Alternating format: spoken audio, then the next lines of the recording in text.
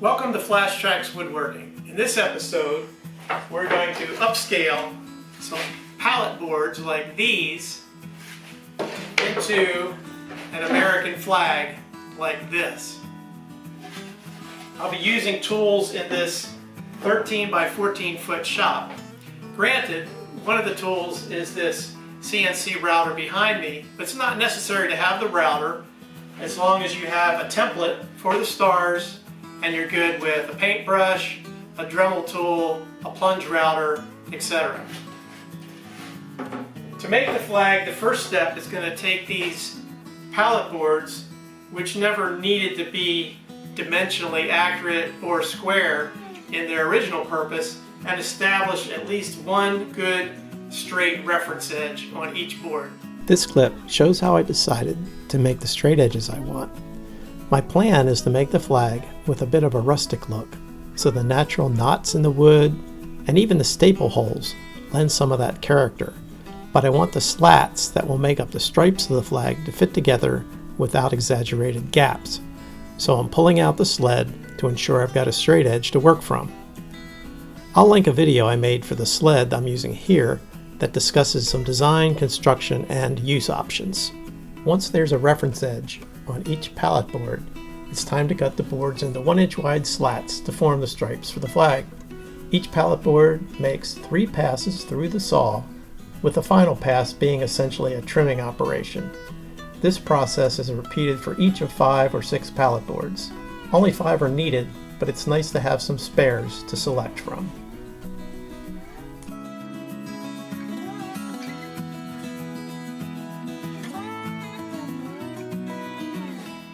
So after that ripping operation on the table saw, I've got 18 flag stripes to work with here. So I'm going to sort through these and pick the ones that I want to include in the flag. Some are maybe written on one side and damaged on the other, so that goes out.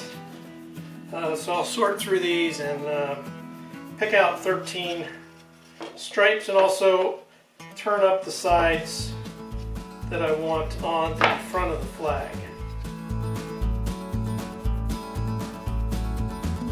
The next step to cut the width of the striped boards is to cut that 23.5-inch width, and the stop that I have on the miter saw doesn't accommodate that width, so I've set up another block on the bench top, clamped it down.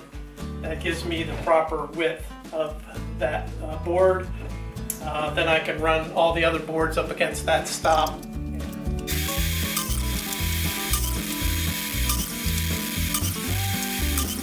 We need to establish the dividing line between the star field and the stripes. Refer to our drawing. We need to mark 9.5 inches from the left edge.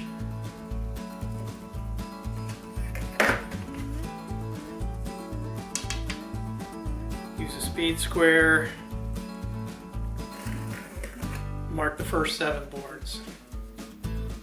We've got our stripes laid out for the white portions of the flag, and there'll be 6 of those. 3 of those will have partial star field and 3 will be solid white. And one of the tricks is to try to keep the stain from the blue and the white, or the blue and the red, from intermixing. So one way to do this is to take a razor blade,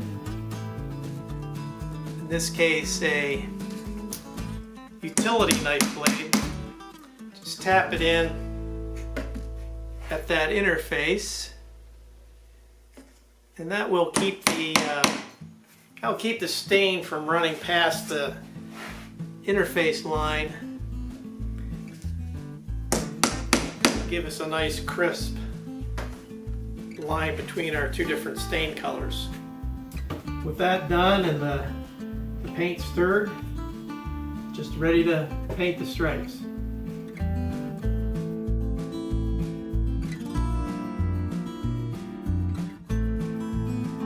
And that's all that's needed for the white. We'll repeat that same process for the red. then move on to the blue.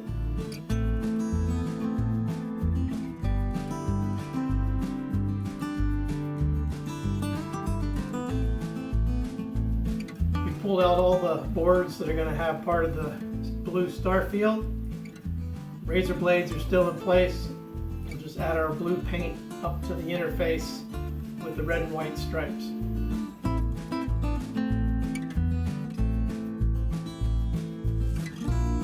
The stain is dry now, so it's time to glue it up. So we'll turn these boards on edge and glue it up.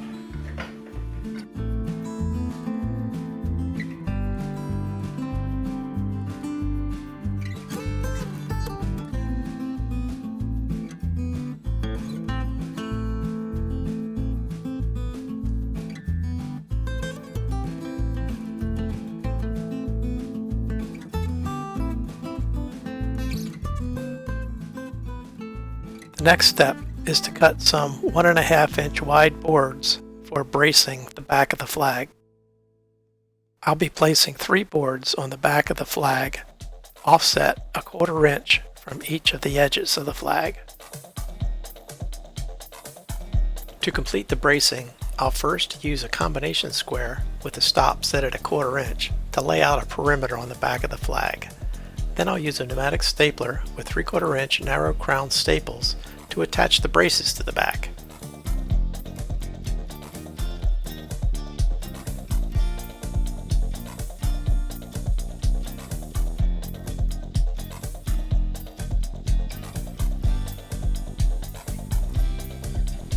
There are several options for making the star field. You can paint them by hand, paint them through a template, cut them out by hand with a Dremel tool or a hand router. I have a CNC machine and it's just made for doing repetitive things like stars, so that's what I'm going to use. So here's the drawing for the flag. The star field is in the lower left corner, and so we simply make the drawing and then tell the machine to cut out the stars, and it'll go through that operation and prepare that star field for us. So that's what we'll do next. Now that I've got the star field toolpath created, the next step is simply to set up the CNC to pocket out the stars. The flag is positioned upside down to the camera on the bed of this Shark 2 CNC. I'll be cutting the stars 70 thousandths of an inch deep with a 1/8 inch spiral downcut end mill. Using a downcut bit greatly reduces the amount of splintering at the edges of the stars, so less touch-up work.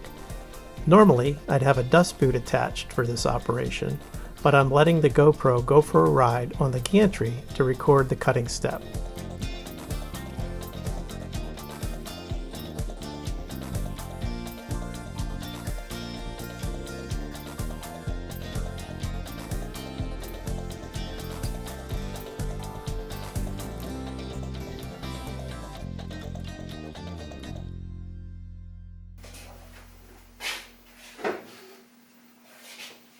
Alright, the pocketing of the stars looks pretty good. So that essentially completes our flag project. I did promise earlier that I include a link for the sled that I used to straighten the boards. That video is linked here in the upper right of your screen. There's also a separate video just for the drawing and toolpath creation steps with Vectric V-Carve down in the lower right. Thanks for watching Flash Tracks Woodworking. You already know the like and subscribe routine, so I'll see you next time.